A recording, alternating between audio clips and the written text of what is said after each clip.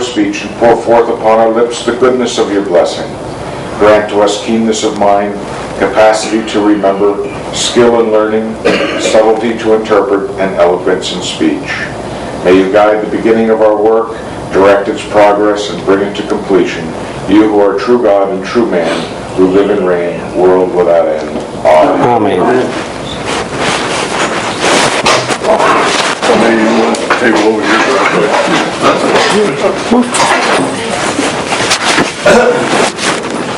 Let's see if we walk back.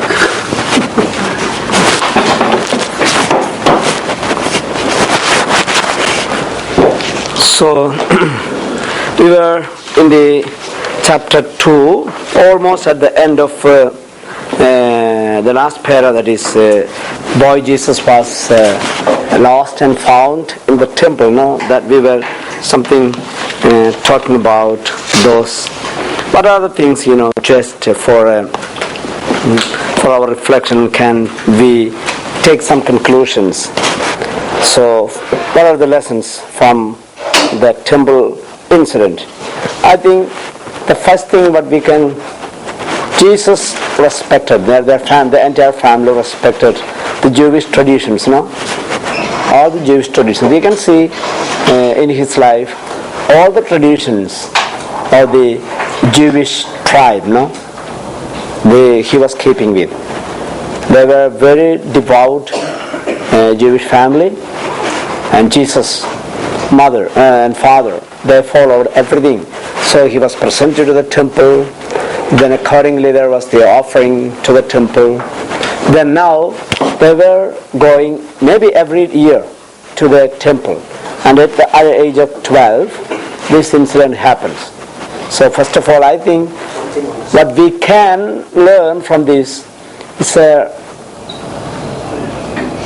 sometimes some people have a wrong idea that traditions and customs and traditions, institutions are against spirituality sometimes.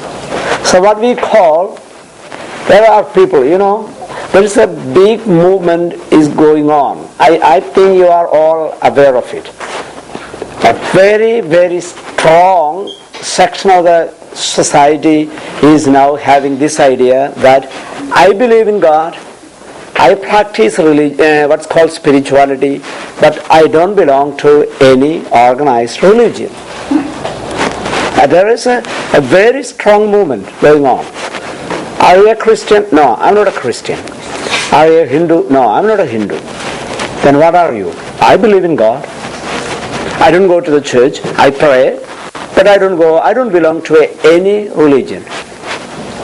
And there is, it's more, strength is becoming more and more. And those people who claim to be elite, liberals, they all belong to this group. But we can say that spirituality versus religion, and they consider, when you consider spirituality, it embraces everyone and everything, but religion a small section. So they want to be global, they want to be universal. So they don't want to define God as Christian or Muslim or Hindu, anything. No. God is something that a power I adore or I belong to, and I don't want to be a part of any religion. And they advocate it as something, something modern, special. You can see so many people. So here is the, when some people do not attend the church, don't think they are not spiritual. They are. Most of them are. Atheists are very few. You know that. Atheists are very few. But they don't want to be part of a religion. And maybe because of their kind of what's called thinking pattern, but mostly because of their convenience. No? It's because they don't want to go, they can just have what they believe, they practice what they believe, that's all. And they want to have a rationality behind it, that's why they call it spirituality. So, they don't belong. And for example, when you belong to a church, it is controlled by many customs and traditions and authorities and everything, no? There are things which you are not supposed to do. And there are things which are demanded of us to do. And in what these people say, spirituality, there is nothing, that, yeah? A lot of people say, you might want to pass this on, I don't get anything out of it. Well, if you don't put something into it, how are you going to get something out of it? Yeah, that's true.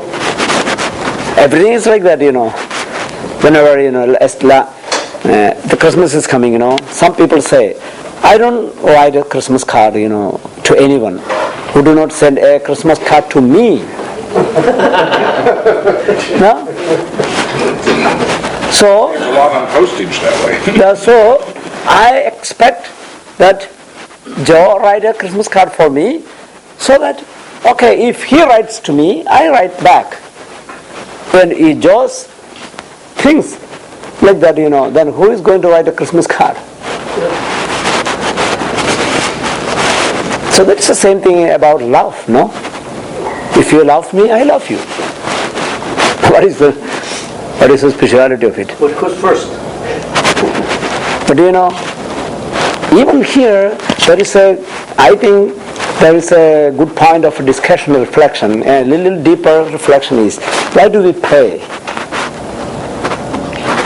To talk to God. Is it for God? No. It's for me.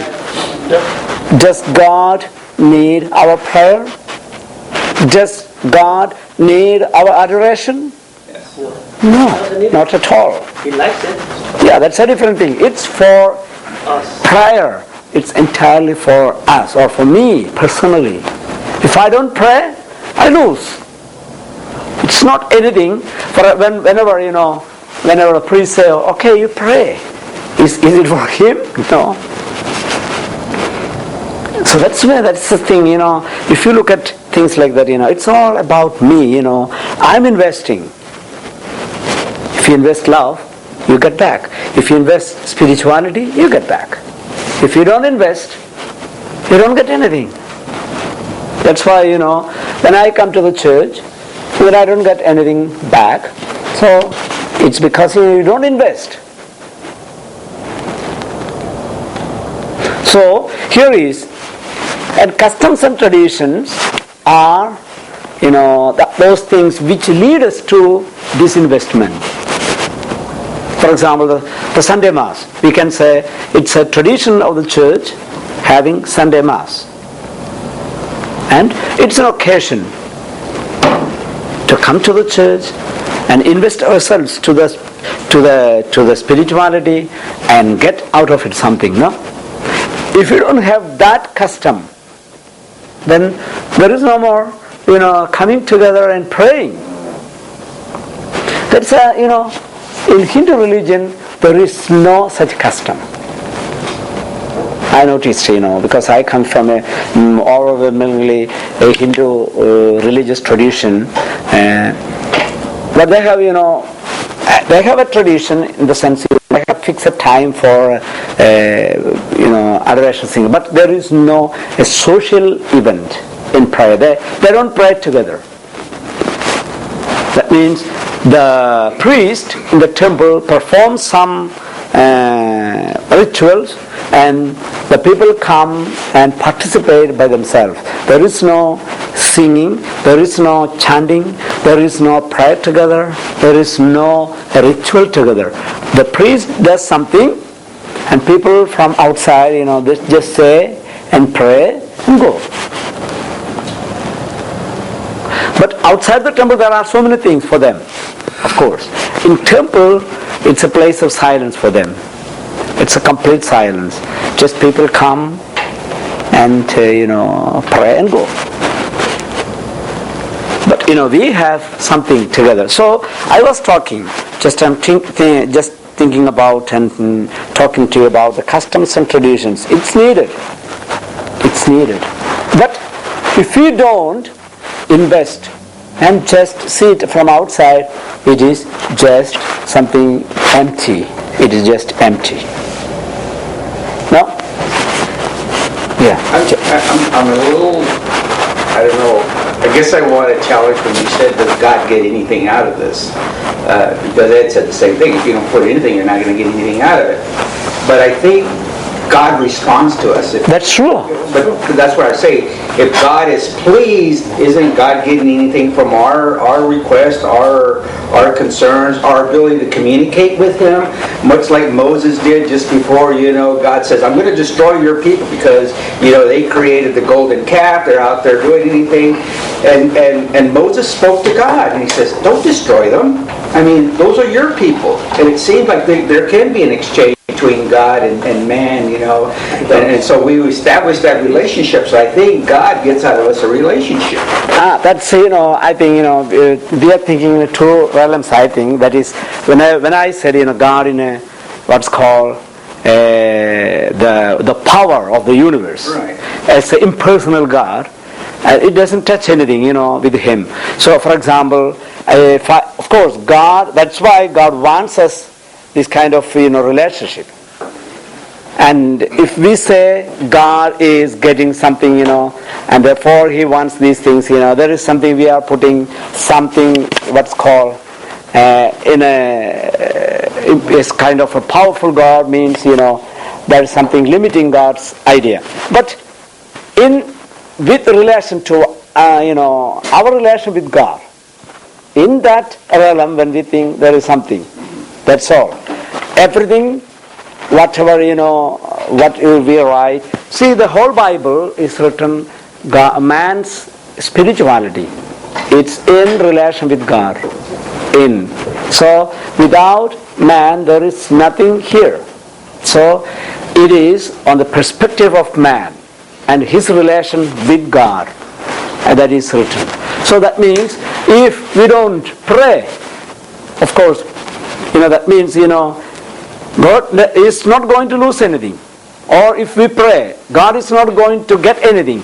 But He likes relationship. That's the thing.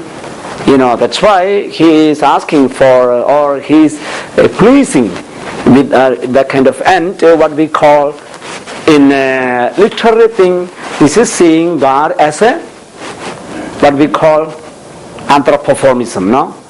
God is seeing God as another person. And there are people who consider God not as a person, just what's called energy, energy. So it's nothing related with man or anything. It's an energy that pervades everywhere that we call God. There are different views on this thing. So I don't know whether that's a philosophical question. That is a very deeper another realm of thinking. This is what I just wanted to say, it's in our relationship. And who is getting more, at least? It's we. I support what you're saying, because I think that's a human nature to try to figure God out. We're the ones with questions. God's all-knowing. So one side has all-knowing and one side has questions, so we try to rationalize God. And in reality, God already knows He made you, so He already knows the outcome on it. I mean, the journey is your journey, not God's journey. Yes, that's true. God's journey is already been done because He made you, or else He wouldn't have made you for whatever purpose He's supposed to do. Well, for lack of a better term, the people with the liberal mindset that they look at organized religion, they look at the rituals, they look at these things as if the organized religion, the mechanics of the organized religion, is the sum total of the religion. Yeah, that's the truth, yeah. Reject that. Unfortunately, the flip side of that coin is people who are in the organized religion who think that the mechanics and the rituals are the sum total of the religion and don't invest. Like you said, they don't invest in it. So even though they're in an organized religion, they're really not benefiting from it. That's true. There are so many. That's the flip side of it. Yes. They don't have a spirituality.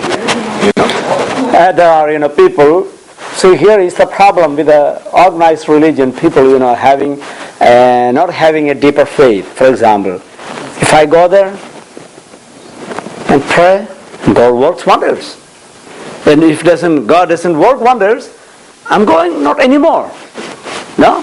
But isn't this what Jesus was always after the Pharisees and the priests, that they were so tied up in the mechanics that they forgot the relationship? Yeah, here, again, to judge other people is very, very difficult. For example, when I go to the church, I ask for this and this and this and that, and God doesn't permit it. And one day I say, I don't come anymore. That's not that he is going away from God or church, but it is his reaction, and that's a very genuine reaction. And to react like that, there's no problem, because see, even the prophets, for example, Prophet Jeremiah, when he was persecuted by people, one day he had an argument with God. And he was talking to him, why did you create me? And he was talking like this, the womb that bore me be cursed. The time that, when I was really, the time when I was born be cursed. Like that, he was cursing. Not that he was, exactly cursing anything, all these things, but he was having, this much of what's called, I don't say depression, what it's called, distress. That he was arguing with God, and after all this, God says, okay, you go and preach again. And he goes. This is a genuine relationship. You needed to wait for Yeah, that we have to do it. For example, as human beings, when we are mad at our how many times did we do that with our parents? Sometimes we ask for something and that is not granted. Did you go for a hunger strike? Yes, many times we did that. A special privilege, we ask, and especially in our society, the parents have very good, very strong involvement in and not only even punishing. There is no problem if a child is doing something wrong, take a stick and give it to beating. There's no problem. There's no police is going to come and then take you to the jail. No. And turn against God or away from God when things don't go our way too. Usually most of the people don't go like that. It's a reaction mostly, but for some time they don't come to the church because of the rebellion. We can feel in their heart. That's a kind of a normal reaction for a person to be. But if he is, really don't believe in God, that's a different thing, and a different question. It really is, but again, there's a point, there is no rational. There's no way of being rational, because they get to a certain point. I mean, academically, they'll work, Yes. they'll discuss, but when it comes to religiosity, boom, they cut you off. And so it's just, no, I want to listen to that. And so there's no rationale, so that point of trying to discuss something that you believe in, for them is...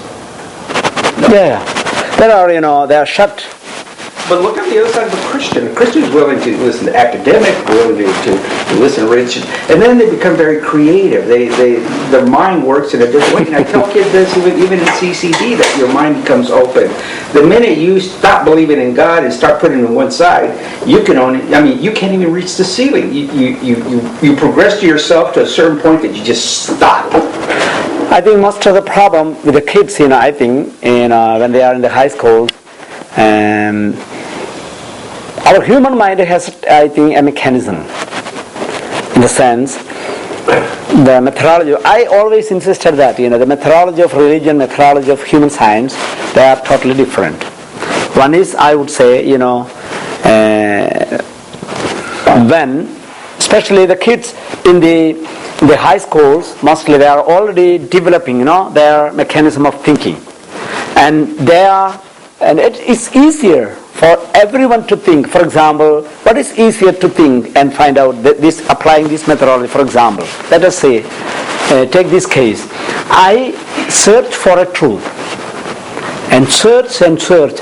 Finally, I found out a truth and accept it and embrace it. Okay? That is the methodology applied in all the human sciences. What is the methodology of the human sciences? That is experimentation, verification, and again experimentation. No? That goes like that, no? But at last we find out the truth. And I know, because there is the rationality behind it, and I accept it. And that is very easy to accept for a human mind. No? But the methodology of religion or faith is totally different.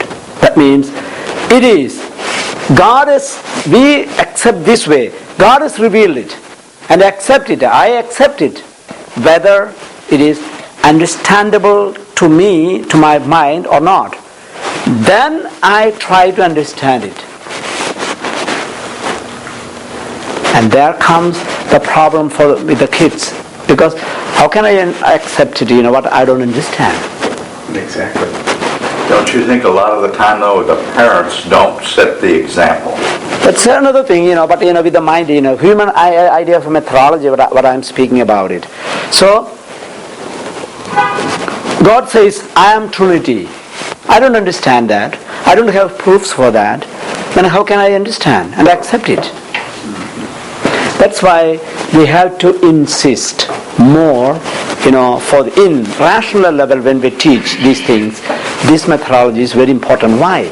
It has rationality behind. Why? How? For example, God is the omnipotence, omniscience, the knowledge of everything.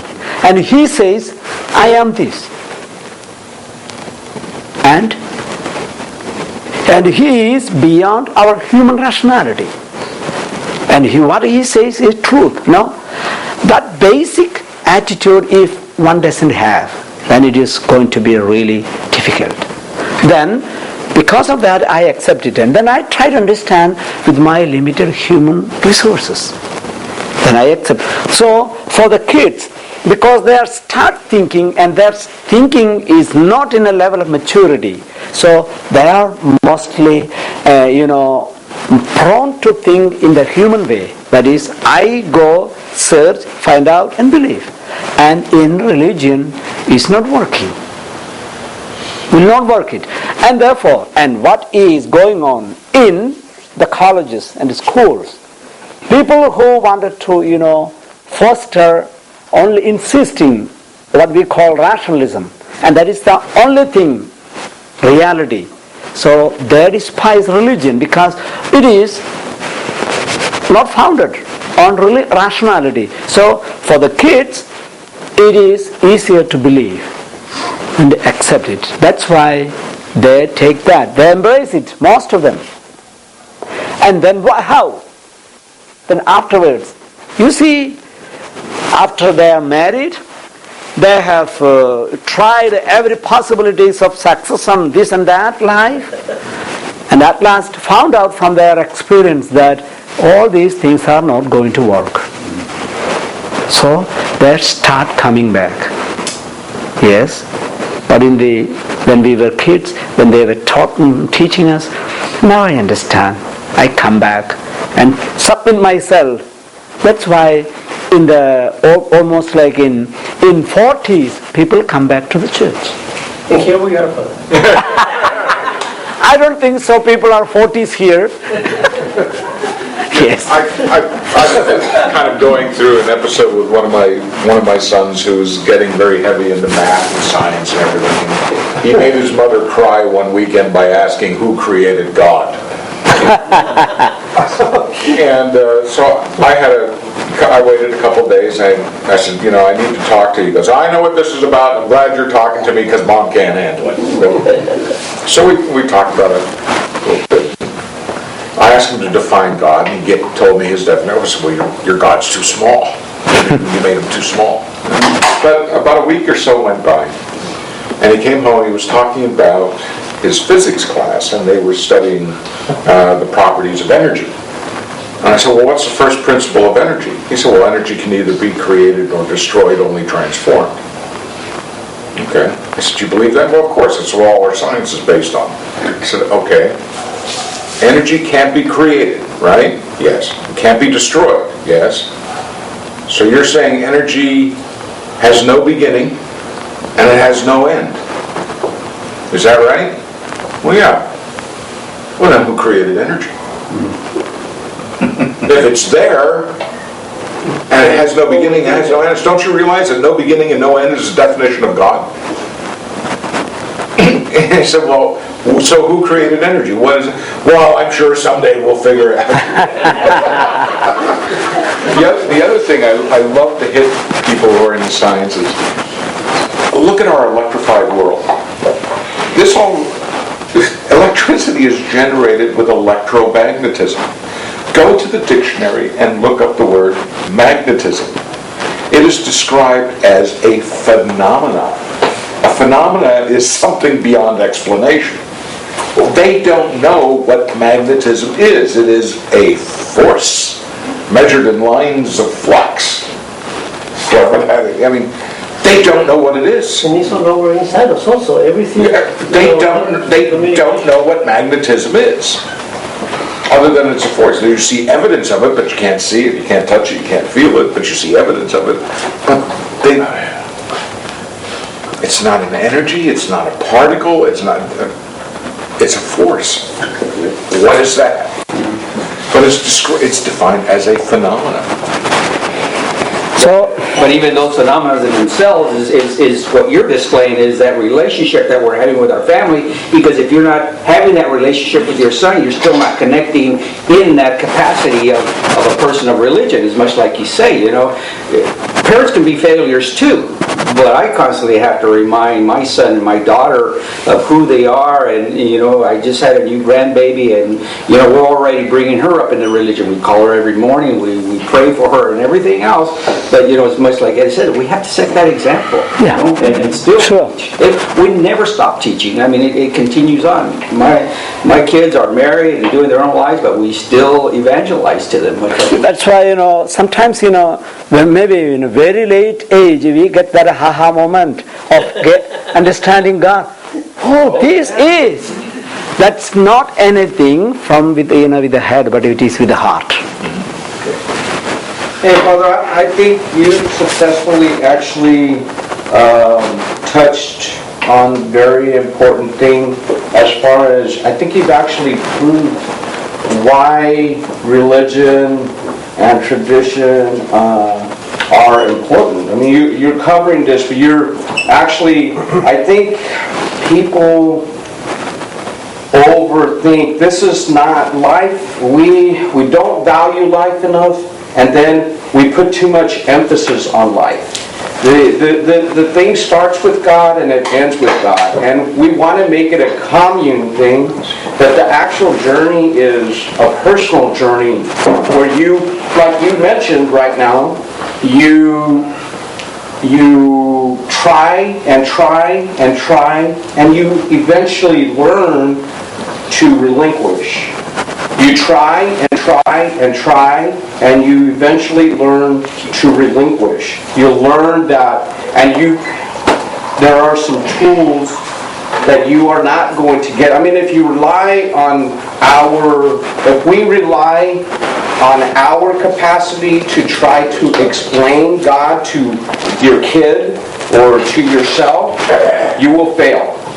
If you go to church and you use all the tools, the sacraments, the traditions, and you center it around God, then the likelihood to increase your relinquishment to God is increased exponentially, and that is, I think you're covering really right now, why it is important, why you cannot base this on yourself.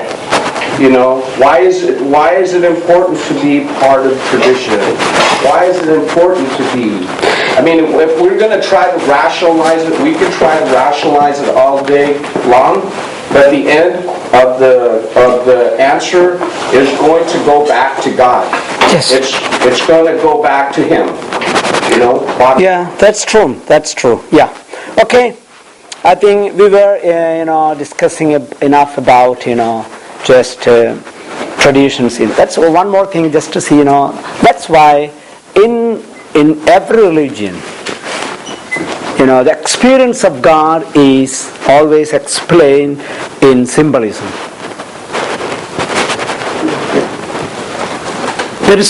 We cannot describe God experience in direct language. No, it's a kind of a symbolism. It's everywhere. It's a kind of symbolism, because it is too profound that we cannot simply, and not only that, my experience with God is maybe different, than your experience of God. Therefore, it is always, and symbol is a mystery, It's a mystery. For example, just take our flag. What is it? When you consider just, it's a piece of linen, no? A cloth. It's simple cloth.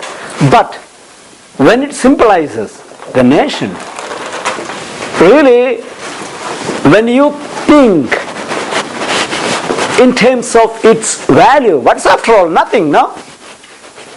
It's a piece of cloth, maybe even less than $1.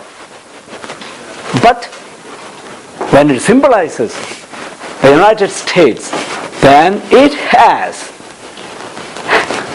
it's different, no? It's different. If That's you burn it, I'll put you in prison.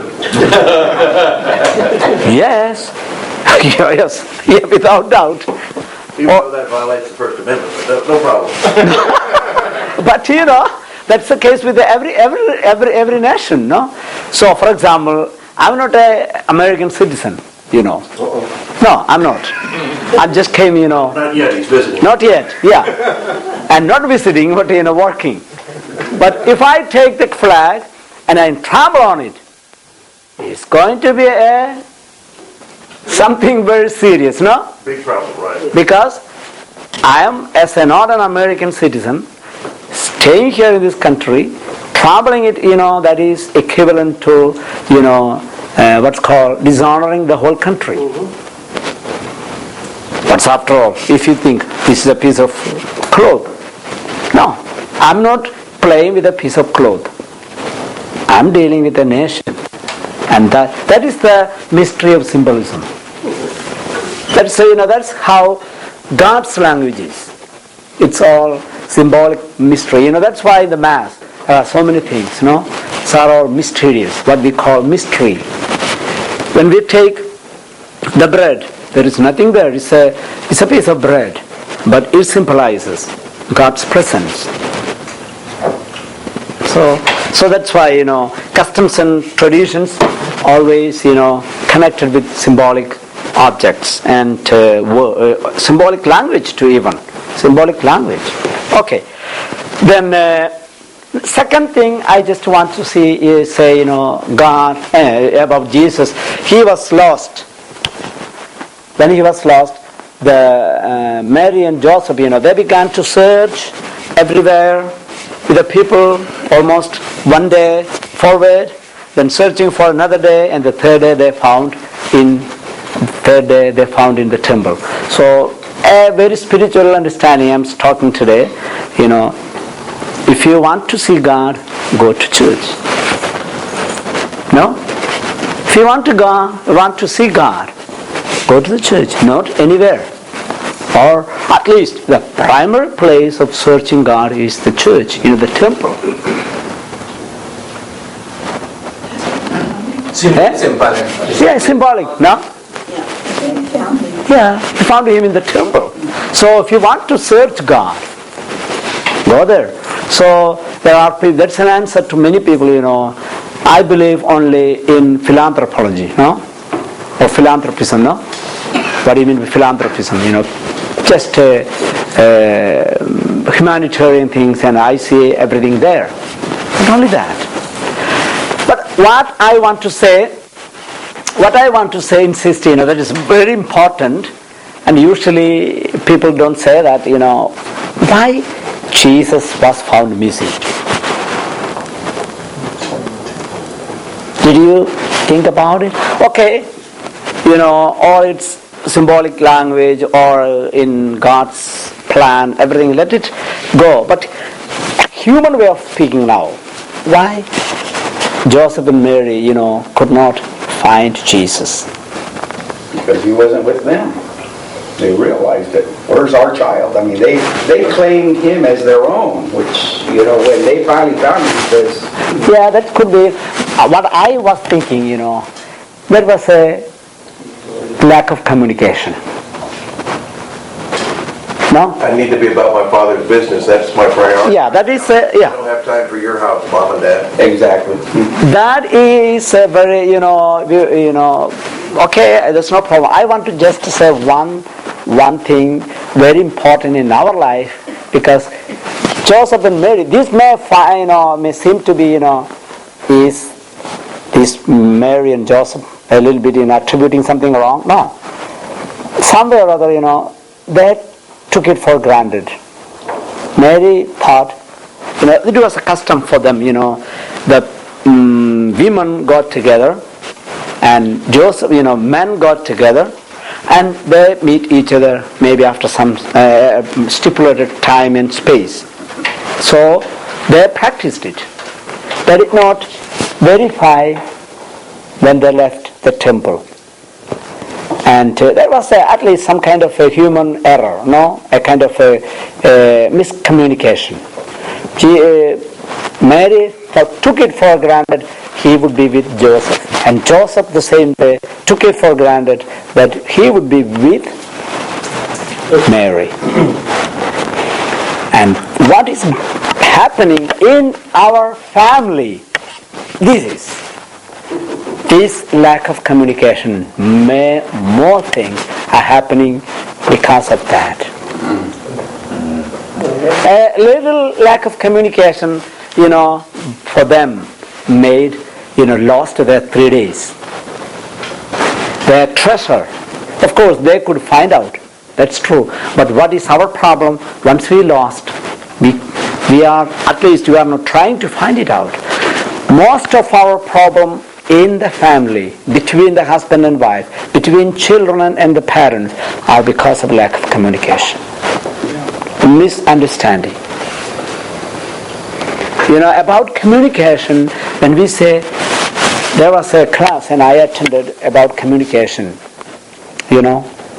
at least only, I think 30 to 35% only communicated through verbal communication. Our body communication, even communicating without communication, silence.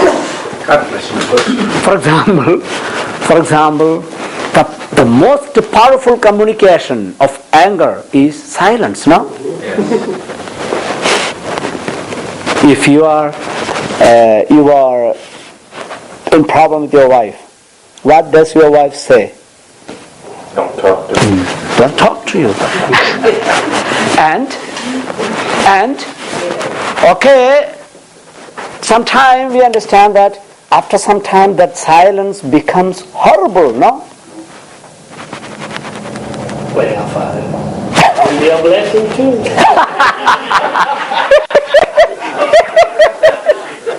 But that a blessing will be for some time. Only for some time. But after that, it's going to hurt you. It's going to hurt you so much. At last you will say, please tell me one word. We'll tell that. But not the one you're thinking. And Don't say another word. and then after some time a word comes and that destroys everything. Again. You know, when my grandfather turned 70, he had a physical, and the doctor said that he had a body of a 50-year-old man. He wanted to know what he did to stay so fit. My grandfather said, well, the whole secret is to avoid stress. And when he got married, his wife and he had made an agreement that if he started a fight, she'd take a walk till he cooled down, and if she started a fight, he'd go take a walk until she cooled down. He said, you know, 30 years of walking in the open air does wonders for us.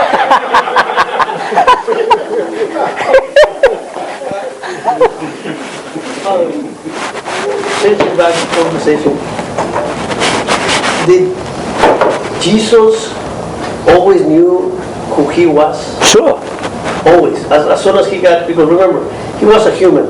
So as he started growing up, this is 12 years old. He knew who he was. So sure. He knew it all the time. That's why, well, here is the problem, how much he knew, how much he did not know. We are not able to say. In what we can say, in category of human way, he was not knowing, maybe because as a child of 1 year, what kind of knowledge he has.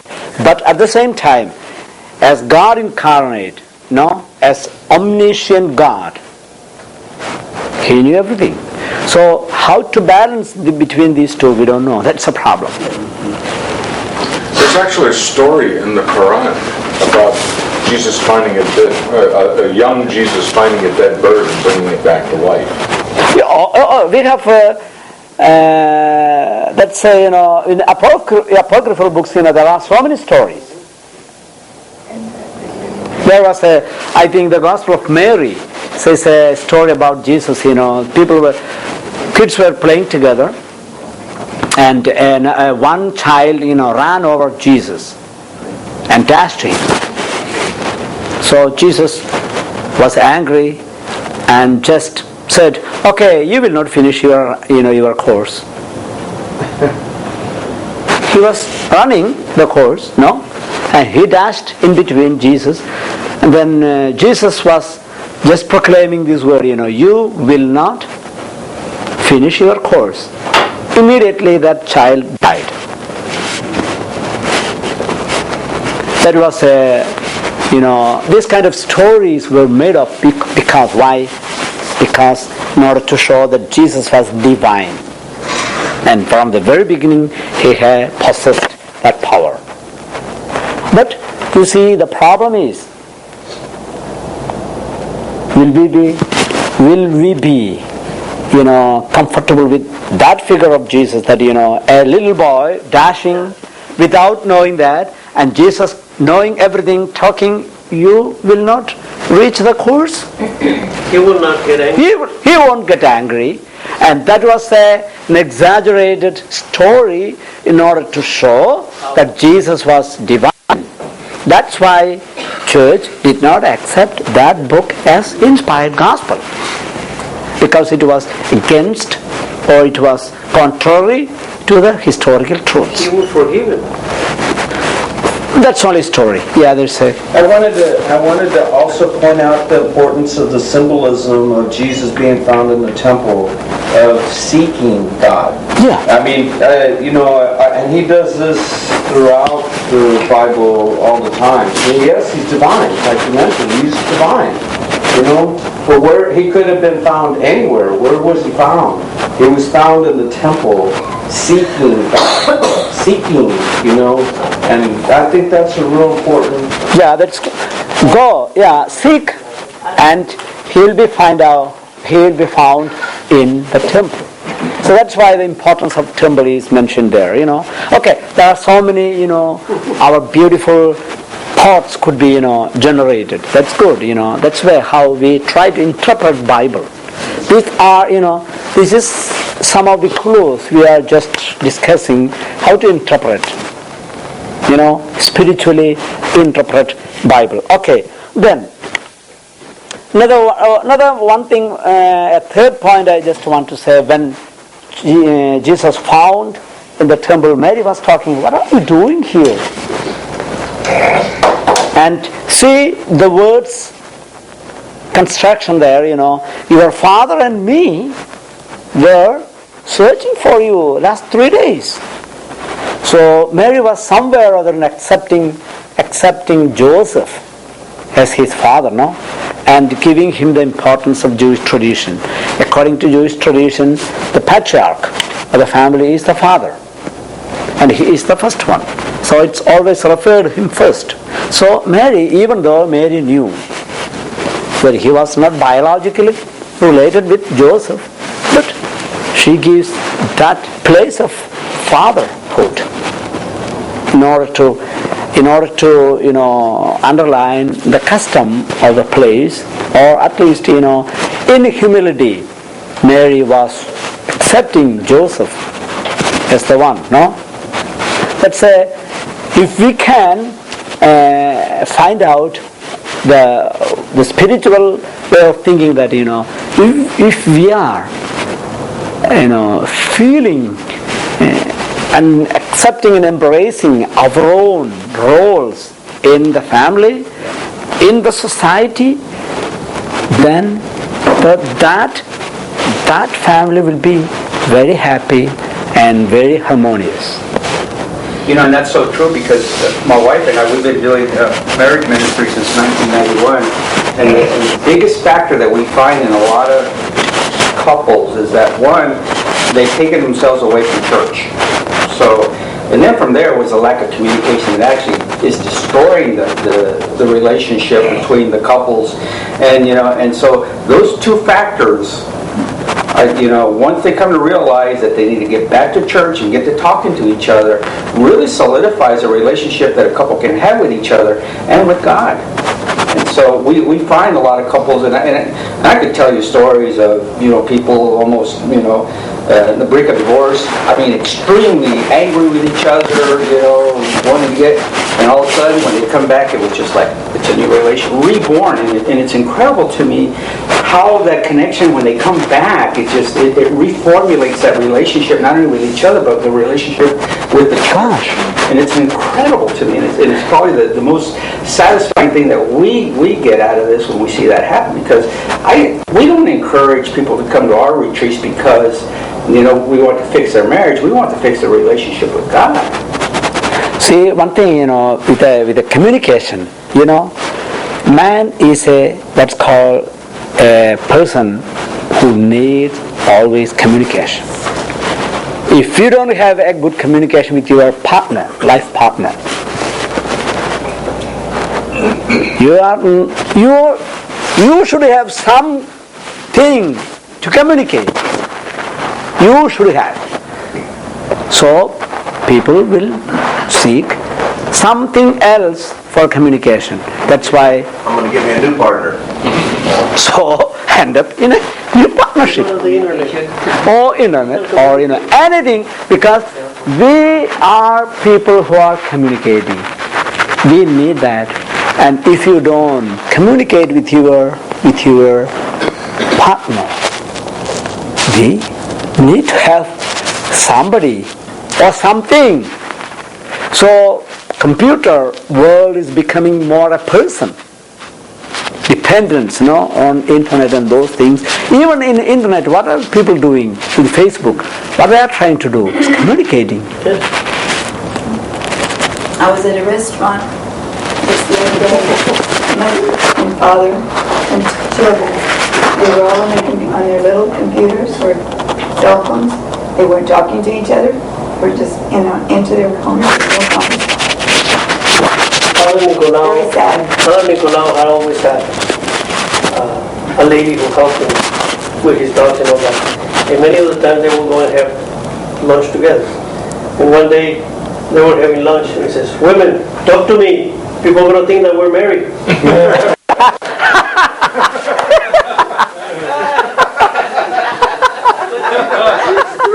It's true. My wife was, we were having breakfast the other day. Oh, that's a beautiful, irony. That's a beautiful irony, no? He is realizing, So, I want to give, I watched yesterday a beautiful WhatsApp video. Very interesting.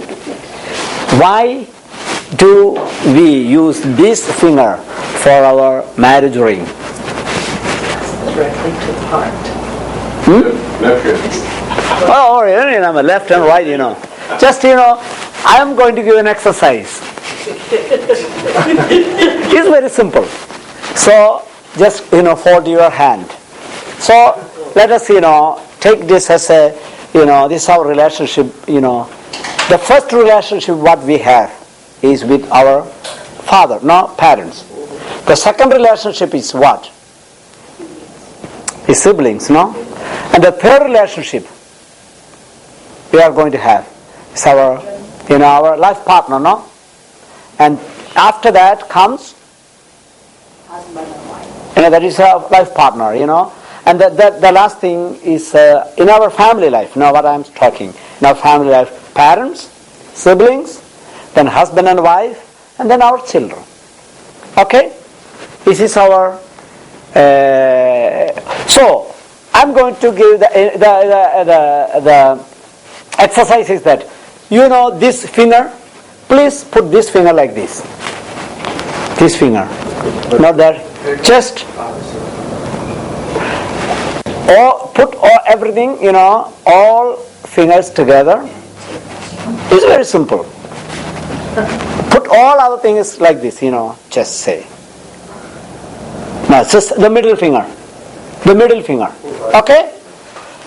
Just, this is the exercise. Can you open the first finger? Yes. No? Try to open? Yes. Second? Yes. Third. The third? And the fourth one? Yes. See, when you get married, okay, this is our, after you get married, you find out your life partner. You, in some point, you are going to leave your parents, It's cut apart. Your siblings, yes. And your children, yes. But your life partner, try. No. Impossible. It's getting hard.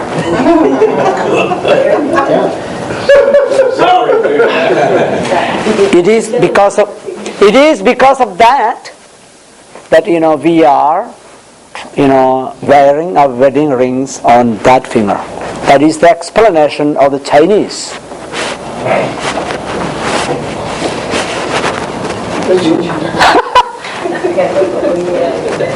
But if you don't wear a ring, if you don't wear a ring, No, it's only, this is our, just an explanation, That's all.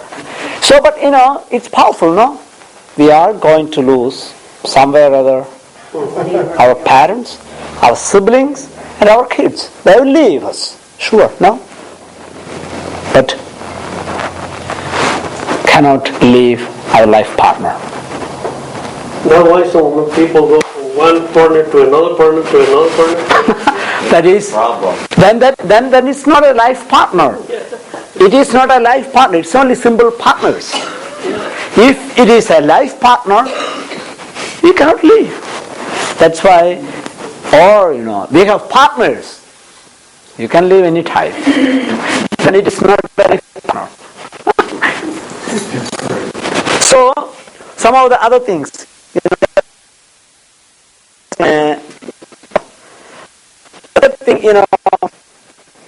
the fourth thing, proclamation, relation with God, proclamation. Don't you know that I and Father are one and I want to do His business? So that was, Jesus was conscious and was telling his biological father, mother and stepfather that I am. So it comes, the first business and the last thing, Jesus was talking, I was engaged in the Father's business. So, everyone does his own real business, that would be the best thing what we can do. We go more for other business. Life. So this is something when Jesus was found in the temple. These are some of our thoughts. It's okay? And I'm just, because it's almost time for, that's why I don't elaborate. At least, that is the fourth thing what I said, he was proclaiming his relationship. That's a very theologically deep question, how he is related with God. He is there being discussed about, he is fully God and fully man. He's an incarnation of God and things like that. There, we can discuss about it. They are very, profoundly theological discussions. We do not go. I think we have already seen some of them. The first classes, what about, the Father, the incarnation, fully God and fully man. So it was in the Arian controversy. We have already discussed the Nicene Council, and in the Chalcedon Council, he was proclaimed as fully God and fully man, two natures and one person. And again, in the Council of Ephesus, he was proclaimed as fully God and fully man, and united in a unique way that made Mary called, Mother of God. So these are the very profound theological thinkings and connected with these things. Okay? So with that, the next day we will start with the chapter 3. So at least we are slowly moving faster, no? Father, do you think we'll be here next Saturday or okay? So we shall have an off day, no? The next Saturday after, many of maybe out of town and doing things like that, because next Thursday, Thanksgiving Day, Friday, a long weekend, I think, and Saturday will be gone. So 4 days we are getting. Most. 4-day weekend, right? Most of the people. Yes. So, and therefore, when we have class, maybe very, very few. What do you think about? Okay? Sure. Next The Saturday after. Saturday, after Thanksgiving, that means the coming Saturday won't be a break week. 2 weeks from today. Okay, Father. Thank you. Okay, thank you. Have a good Thanksgiving. Have a good Thanksgiving. Yeah, Thanksgiving. I think we are going to have the next Sunday here, no? The Thanksgiving meal. Tomorrow. Yeah. Not tomorrow, next this coming tomorrow. Or after the 12 o'clock mass. Yeah. I'll try to come. Right. Come celebration.